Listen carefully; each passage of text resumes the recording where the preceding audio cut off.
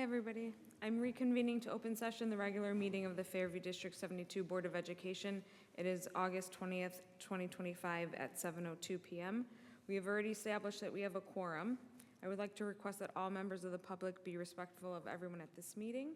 Please ensure that you have silenced your cell phones, and please join me in reciting the Pledge of Allegiance.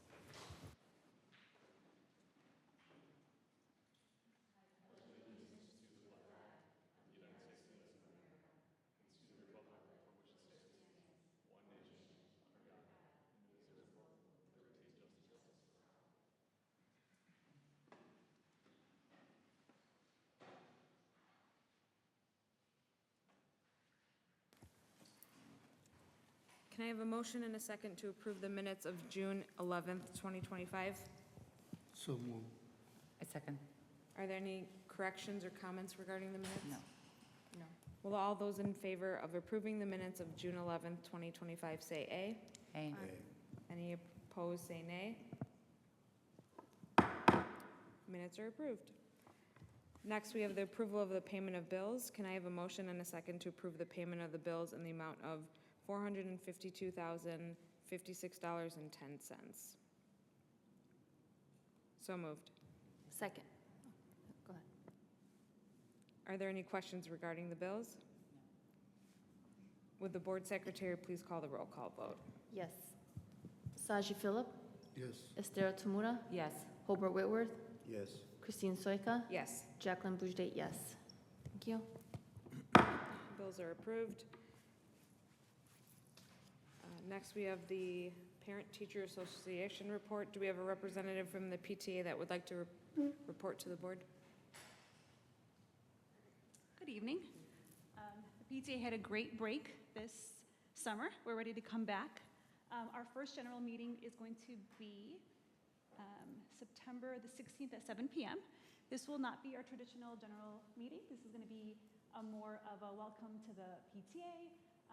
Details will follow in the next few weeks once the students go back to school and we have the PTA sign up.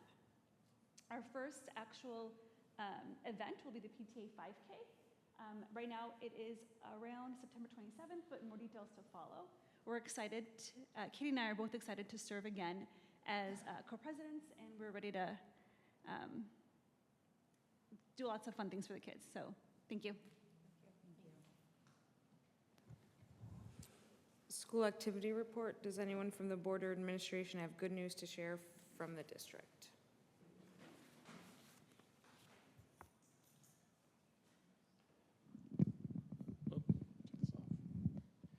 I just made the comment that I'm going to share mine first because it's probably the least exciting. We just completed our annual financial audit for the district. It was successful again, so we'll be getting those reports later on in the fall. Unfortunately, due to some timing of the tax bills in Cook County, which is delaying a lot of the revenues we get in this year, our audit will probably not receive the final report until November.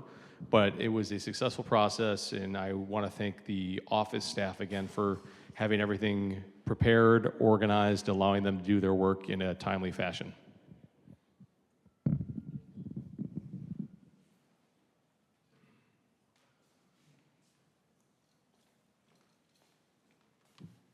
Hello, everyone. At the primary level, we had our Getting Ready program. Once again, wasn't this week, but it was last week in the previous week. This is where we have students come in who might just need a little bit of a jump start before they start school. For kindergarten, we allow anyone in kindergarten who would like to come.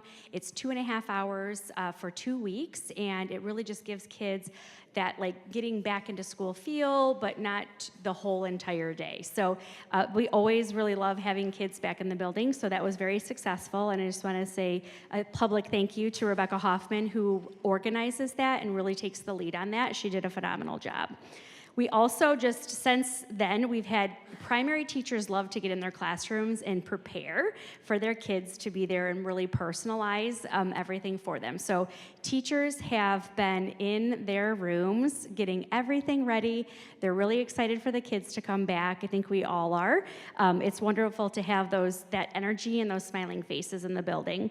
We are looking forward to this Friday. As parents know, we are having the first, or maybe first time in a while, school supply drop-off and meet the teacher event, which we think is going to be really helpful, not only for parents to be able to get in the building, just set eyes on the teacher. This is great for new families as well, because there will be so many people in the building and they can really connect with each other. It's not a very long amount of time. It really is just a meet the teacher, hello, here are my supplies. But it's just great for your parents to be able to see the classroom with their children, and also we know that littles cannot carry all those school supplies.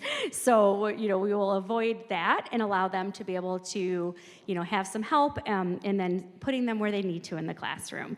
And then finally, I don't know if Dr. Whitaker is going to talk about this, but we've been doing a lot with summer curriculum in terms of our new reading program for both primary and middle school. Teachers have been spending a lot of time learning this new curriculum, and this is going to be something that we'll be working on all year long. But I'm just really proud of the effort and just the dedication that the teachers have had during these summer months as soon as we were able to get our hands on that curriculum. So I just want to give a shout out to our staff for preparing with that new curriculum, because it's a lot, right? Whenever you're learning something new, and they want to do a great job for the kids. So that's all from primary. Thank you. Good evening. This summer, we were hard at work preparing for our second year of preschool. We submitted all of our necessary paperwork to ISB to continue with our second year of our Preschool for All grant, and we're so excited to report that our enrollment is really high this year. We are so far ahead of where we were last year. We are pretty much almost full. Right now, we have about 50 students already signed up and registered and ready to start on Tuesday, which is really exciting. We have about only a few spots left, and some we have to save for students who come to us in the middle of the year with IEPs, so those we have to save, but other than that, we're pretty full, so we're really excited to continue with our second year. In other news, we're continuing to work with a wonderful volunteer group that we've had in the past with our therapy dogs. They're called the Lincolnshire Animal Hospital Dog Group, and they are wonderful and have reached out to us wanting to return. They really enjoy their time here at Fairview, which I think speaks volumes to our students, and it's really wonderful to have them come. And this year, we're hoping to incorporate our preschoolers as well, so we're really excited about that. All right. Thank you. Thank you. Although summer months are a little quieter at Fairview, we did have a lot going on, and it started the summer off with our Fairview Sports Camp. So just want to thank the board for allowing us to continue to do this. Most of our coaches are at our sports camp, and we do 2 weeks of basketball, 2 weeks of soccer, and 2 weeks of volleyball, and we have a lot of our student athletes come participate and get to spend time with our coaches, which is really valuable for when the season starts. So thank you for allowing us to do that. Recently, we held our new student orientation before school started. We had a good turnout, and even since then, we've had some more students that have registered. We have close to 29 new students starting at Fairview this year, and that's not including kindergarten, obviously, so that's grades 1 through 8. So we welcome them, let them tour the building a little bit, and then we welcome them to our Popsicles in the Park event that was held recently for our entire community, which was great to see families and students so excited to come back for a popsicle, but then also to see each other and prepare to be back for the school year. So this week too, we had middle schoolers back in the building, checking out their locker, going around the building, looking at their classrooms, and seeing kids is so exciting. So I know some of you are probably ready to have them come our way next week, and we are ready for them to start. So thank you. Thank you. And this is Barry Corey, everyone. Barry Corey. Yeah, big sheet is tight there. It was a pretty busy summer. We started off with updating the audio equipment in our big gym. Before, it was very antiquated, very old, so it was very good to update that. We also put in 2 beacons in both gyms. They are security beacons. As you can imagine, it gets pretty loud in PE, and sometimes the announcements can't come through. So if there is an emergency now, the PE teachers and the students will see the siren and hear the siren. So that's good. We also upgraded our intercom. We added more zones, so for a lot better communication there. And then as a benefit to that, our teachers are now able to initiate a lockdown right from their classrooms as well, right from their classroom phones. So they can also do an all call now around the building and outside and initiate a school-wide lockdown. And then finally, we added 8 dual-sided displays around the building that serve as clocks, but they also are emergency alerting beacons and sirens as well. So if anything were to happen, Those act as, you'll see the sirens come on, or you'll hear the sirens come on, you'll see the flashing lights and a message come across on all those beacons. So it was a very, very good summer.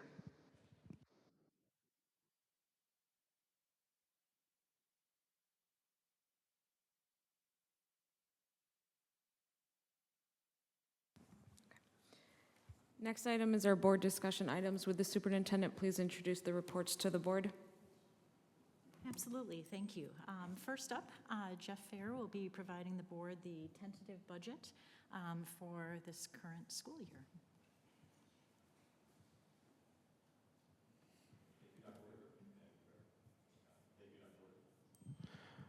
Let me get up here. There we go.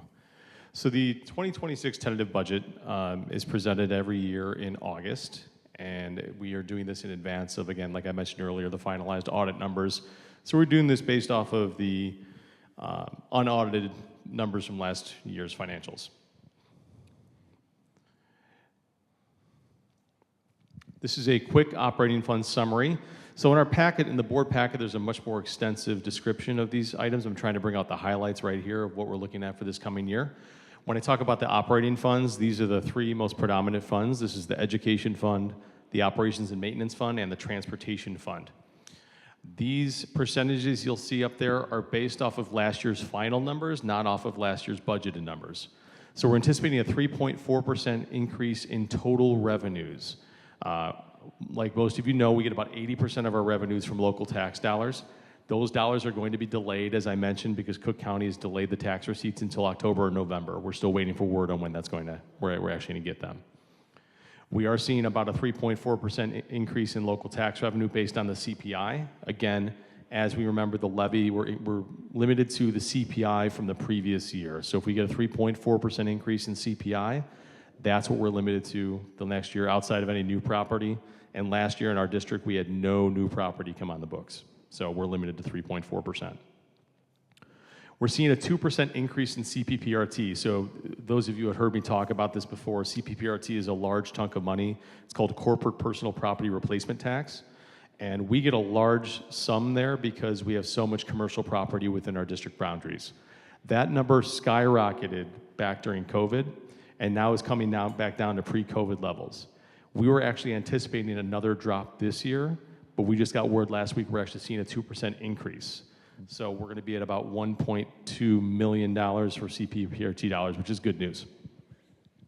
The state and federal money, we're stable, but it's only 9% of the budget, and we're still holding to see if anything changes in that regard. Thankfully, we don't get that much from both the state and the federal. We get a large sum, about $540,000 from evidence-based funding, and that holds firm every year because we're in the tier that has the most local capacity to subsidize education. Last year, we had a huge number of tax objections. Typically, we see a large number, but this was large even for our district. We had about $800,000 in tax money that we had to give back because of tax objections. That's a large downside to having so much commercial property here, is that oftentimes those are the largest taxpayers, and they're objecting to their taxes more. The good thing is that we should see in our levy this upcoming year getting some of that money back. So a few years back, they had a recapture law that was put into place where that money that when you have tax objections can come back on your books through this levy. The bad part is that it gets passed on to other taxpayers, but we're able to recapture some of that money. For expenditures, we're looking at a 2.2% decrease in total expenditures for the operating fund. A large portion of that has to do with personnel plan changes, benefit changes, seeing a 0.7% reduction in total dollars for salary. And again, this is off last year's final numbers. And then a 2.7% increase in benefits. And we had the biggest supply adoption we had this year was for the reading adoption, which is about $150,000. There's 2 transfers out of operating funds that we approved for the construction, which is $389,000 for O&M to pay for debt certificates, and then $79,000, which was about 5 or 6 years ago. NTDC started their project, and we decided to pay for that over the course of time with the funds that we have on hand. So we're looking at about a $1.1 million operating deficit after transfers this year. I will say right now that in the next month, between now and then where the final budget has to be approved, oftentimes we're able to refine these numbers even more where we see the expenditures go down and the revenues go up. So we're trying to kind of aim small here and be conservative, but over the course of time before next month's budget, where we have to finalize the budget, we're hoping that the revenues will go up and the expenditures will go down, because we'll have another month of information on our hands. I did also want to comment on the salary bit. There's a portion in the tentative budget summary in the packet where it states that teacher salaries went up 3.75%. It's actually 3.4%. So I just wanted to note that because that is a big chunk. Thank you to Mr. Connor for pointing that out. The 3.75% is the highest bandwidth within the teacher contract to pay for salaries, but because the CPI this past year being at 2.9, salaries went up to 3.4. It's 2.9 plus 0.5 is the contract language we currently have. Mentioned some of these already, so other factors influencing the budget, the delay in tax revenues, that's really a cash flow issue right now to make sure that we have enough cash flow to pay. Student fees, interest earnings, we're being very conservative right now based on the market. We're tracking the tax objections as we did this year. Word I'm getting is that last year was an anomaly more than anything else. I'm really hoping that's the case. And continually monitoring state and federal monies to see if there's any changes there. Expenditures, construction project, we're still trying to tie all of that up. Facilities assessment and plan, we talked about that in the spring. Based on the monies that we have now and the declining fund balance that we do have, we are taking a more hesitant approach to the facilities assessment and whether we want to lay out large dollars on hand for those projects. We're really prioritizing only those items that are absolutely in need right now. A large portion of the expenditures are current vendor contracts and renewals that we had this year. Renewals were the gamut, so we're having a large, like electric supply right now is a huge one that we're seeing a large increase on. Other contracts we've had in place where we're seeing a 0% increase. So it depends on the vendor renewal and what type of contract we have in place. And we are seeing, based on what we're hearing from other districts, really the benefit of having our in-house transportation and food service program affords us great cost savings. Because a lot of these companies right now are hiking up the increases to other districts, like these contractual people that don't have it in-house. There you'll see a summary of our revenues expenditures over time. The FY22 to FY25 were the final numbers, and then the FY26 are the budgeted that we talked about.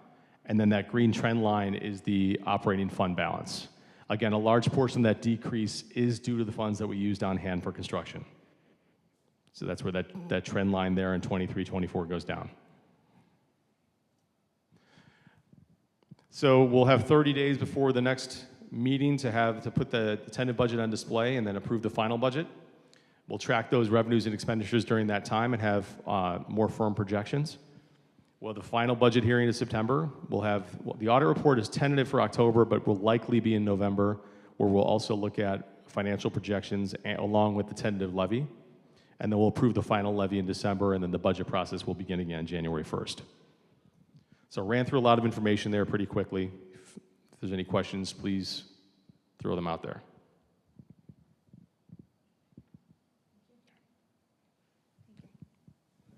Okay, thank you, everyone. Okay, our next item is the first reading of board policies. The board cover memo was in your packet. If you have time over the next couple of weeks, if you come up with questions, please, give me a call. We can walk through these, but we will be discussing them again at our September board meeting. Okay? Finally, the superintendent's report. I will just highlight a few things. We have met with PTA. We're really excited about their calendar of events for the year. So those dates have been finalized for everything from the 5K through the winter dance, etc. So that is great. We're really excited about doing all of those fun things for their students again, and we appreciate the partnership. Thank you, Sylvia. Pass it on to Katie. You both do a great job. We will likely next month have some of our staff come to report to the board about the summer curriculum projects that they completed this summer. I'm always so proud of the work our teachers do over the summertime to continue to improve their craft. They're just such a dedicated group of people that they're willing to work through the summertime. We are busy implementing year one of the district strategic plan, so we are grateful to have that blueprint to guide our efforts this year. And finally, I will just mention the hard work of our maintenance and cleaning crew. The building looks like it's brand new. The kids are going to feel great coming into the building. We had some nice improvements, including improved lighting throughout the interior of the facility. That will hopefully, we'll see some energy cost reduction with the improved lighting. But the crew just has worked really hard. Today they were washing exterior windows. So we feel like we're really ready to go and to bring the students into a place that's really ready for them. So if there are any questions from the board, I'm happy to address anything else within this report, but I think we're just all really excited to get the school year going, so. Next item is our board committees and representatives. Jackie, any updates on NTDSE? Freedom of Information. Regarding Freedom of Information Act requests, I can report that there was one Freedom of Information Act received since the last board meeting, and it was responded to as required. Information items and correspondence. We have one submission for information items and correspondence this month. Jackie, could you please give us a summary? Yes, definitely. We received one item from Daniela Termini, who thanked the board for the beautiful flowers received. Mom, baby, and the rest of the family appreciate the thoughtful gift and messages sent.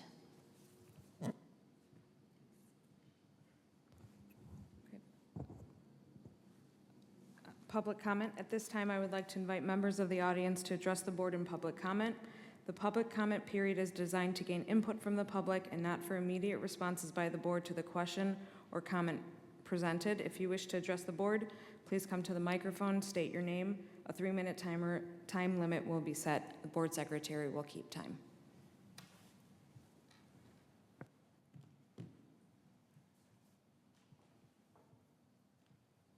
Hello, good evening. My name is Roxanne Salgado, and I'm here today as a concerned community member, parent, and advocate for the dignity and safety of every student in our district. I'm urging this board to formally declare Fairview School District a safe haven for all students, regardless of immigration status. This is not just a symbolic gesture, it's a powerful affirmation of our values and a necessary step to protect the rights of vulnerable children in our care. Under Plyler versus Doe, every child in this country has a constitutional right to a public education. That right does not depend on immigration status, and it should never be threatened by fear, intimidation, or uncertainty. By adopting safe haven policies, we send a clear message that our school is a place of learning and not enforcement. We know that fear of deportation can lead to chronic absenteeism, emotional distress, and academic decline. When families are afraid to send their children to school, we all lose. But when we create an environment of trust and inclusion, students thrive, and so does our community. I want to share a recent and deeply troubling incident that occurred right here in Skokie. A grandfather who had lived in this country for 30 years, legally on the path to citizenship, with his son sponsoring him, was recently detained. He lived with his son, daughter-in-law, and grandchildren who are of school age. He has no criminal record. His sudden detainment has traumatized his family and sent shockwaves through their neighborhood. The immigration process can take years, and this man was doing everything right. His neighbors, alarmed and heartbroken, have stepped up to support the family in the wake of this injustice. This is not just a policy issue, it's a human issue. So I asked this board to commit to the following: prohibit immigration enforcement on school grounds without a valid court order, refuse to collect or share information about students' immigration status, provide families with access to legal resources and community support, train all staff to respond appropriately to immigration-related incidents.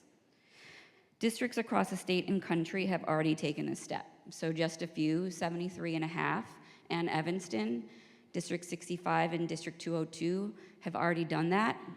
East Prairie, 73.5, hasn't called it safe haven or safe zone, but just provided the information for community to know and also protocol on how staff follows it. They've shown that standing up for students doesn't jeopardize funding, it strengthens community. Let's join them to make this process easier, I will provide you all with a template resolution developed by the National Education Association. It outlines clear, actionable language that aligns with legal standards and best practices. I hope you'll consider it as a starting point for this district's commitment. And let's be the kind of district that doesn't just talk about protecting families, but takes real action to ensure our schools remain safe, supportive, and free from fear. Thank you. Thank you for your comment.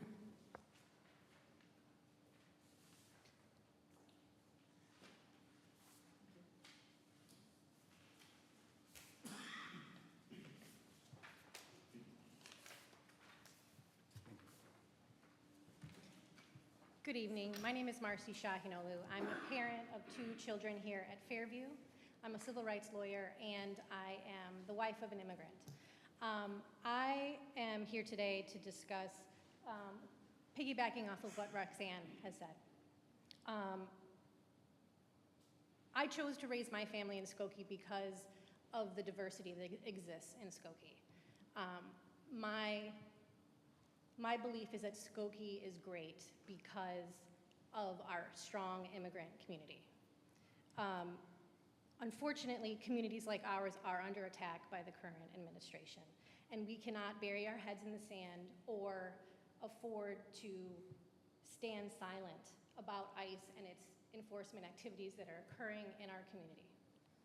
In case any of us are unaware, the Department of Homeland Security changed its long-standing policy in January of 2025 to allow ICE to conduct immigration enforcement activity at schools, on playgrounds, and on school bus stops. Prior to January 2025, those places were considered sensitive locations, essentially safe zones, where immigration enforcement activities could not be conducted unless there were certain specific limited circumstances. Now those places are fair game for immigration enforcement activity.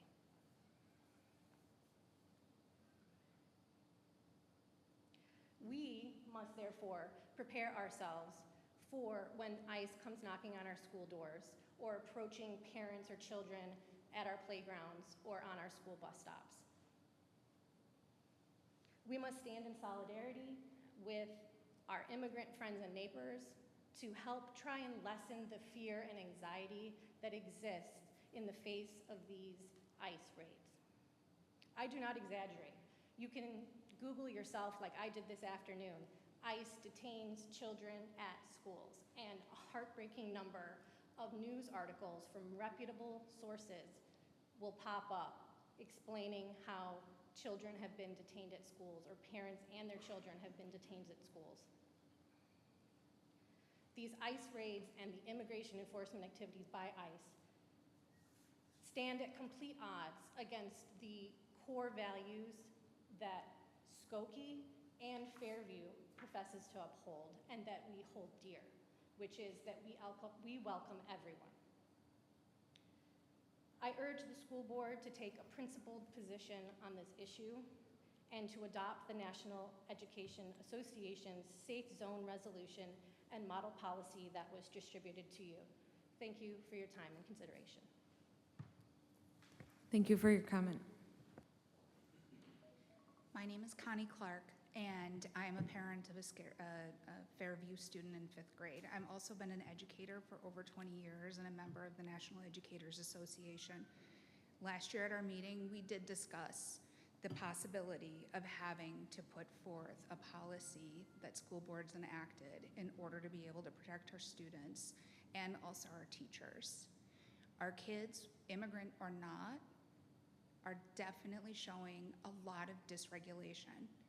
And the fear that kids are experiencing because they don't know, is somebody in my neighborhood gonna call on me?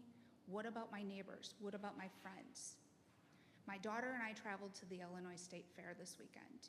My 10-year-old said, "Mom, why are there white people and black people? I don't see any brown people." Meaning that the largest populations of people who do not define as white or black were not present at the fair. She is noticing that when we go places, they're not as crowded. She's noticing that the people that are around her are looking a little different. In the case that anyone is wondering, since I know you haven't had a chance to read the NEA document yet, but I'm simply going to read it for a moment. It is the right of every child, regardless of immigration status, to access a free public K-12 education, and the district welcomes and supports students.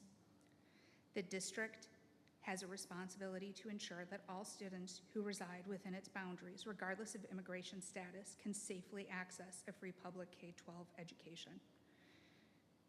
Federal immigration law enforcement activities on or around district property and transportation routes, whether by surveillance, interview, demand for information, arrest, detention, or any other means harmfully endanger the learning environment to which all students, regardless of immigration status, are entitled, and significantly interfere with the ability of all students, including U.S. citizen students and students who hold other legal grounds for presence, to access a free public education.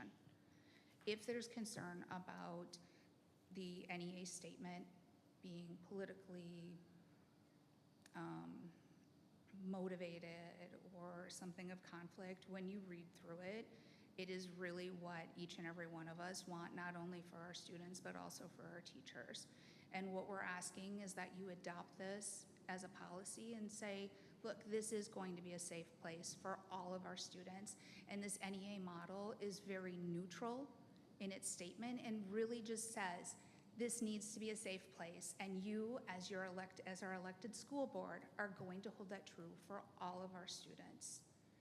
And it is not limited, as we've seen, to only people of Hispanic origin. There are lots of groups that are impacted by this. Thank you. Thank you for your comment. Hello, I'm Mariam. I have 2 boys here in the school. I would not be able to phrase as eloquently as my friends did everything. I want to just echo their voice and say that when we moved to Skokie, we came with one and only aim of having the best education, the best environment for our kids, and we got it. I would not deny that we got the best school. We are at a very good place. But with this ICE situation, we would like it to be more, like I want my kids to be more comfortable talking to their friends about it. It should not be an issue that they cannot have a conversation with each other. They should be able to trust their friends, and the other friends should be able to trust my kids. So I would like for the board to do the appropriate things for it. Thank you. Thank you for your comment.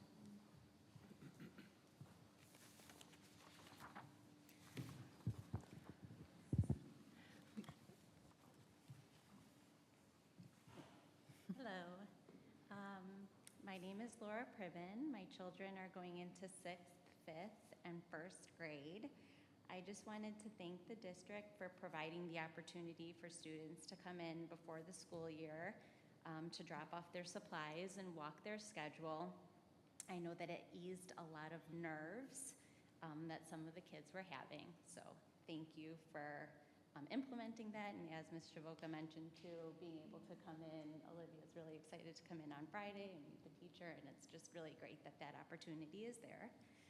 I also wanted to take this evening as an opportunity to mention that my kids were sad at the end of last year to find out that foreign language was no longer being offered, and I just hope that this decision will be reconsidered next year. I also have, it didn't get in there in time, but I do have a thank you from the Girl Scouts last year to Dr. Whitaker and to the board. I'll put it on the table, but for allowing us to use the space. They had so much fun and made so many memories, and might not be doing it again this year just because it was a lot, but the girls loved it, and we're thankful that the space was there for us. So again, thank all of you, and thank you to the teachers for everything that you do for Fairview students, and looking forward to a great year. Thank you for your comment. We did have one online comment, but I think So you're good? Okay, okay. Okay.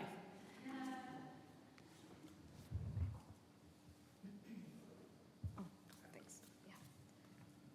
The next item on the agenda is to adopt the tentative fiscal year 2026 district budget, adopt a resolution placing the tentative budget on public display, and set the date for a public hearing on the budget. Are there any questions or comments? Will the board secretary please call a roll call vote? Yes. Hobart Whitworth? Yes.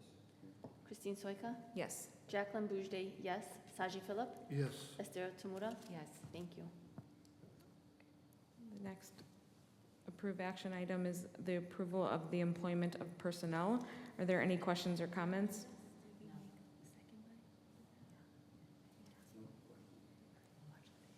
Will the board secretary please call a roll call vote?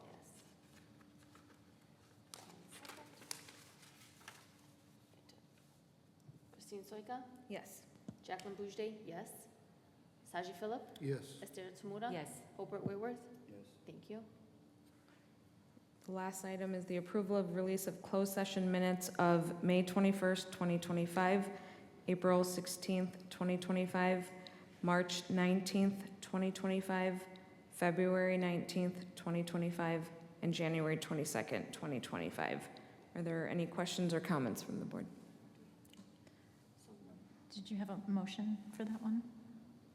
For the three that we just. It didn't ask me to. Okay. Can we have a motion to approve the release of the closed session minutes? Yes. So Can I have a motion and a second to release the closed session minutes for the dates of May 21st, 2025, April 16th, 2025, March 19th, 2025, February 19th, 2025, and January 22nd, 2025? I move. So we have Hobart moved and Esther Thank you. second. Thank you both. And you, did Will you the call- board secretary please call a roll call vote? Christine Soika, let me do a different order. Saji Philip? Yes. Esther Tamura? Yes. Hobart Whitworth? Yes. Christine Soika? Yes. Jacqueline Boujde, yes. Saji Philip? Yes. Thank you. Items for future consideration. Does anyone have any items for future consideration to share? No. Okay. Can I have a motion and a second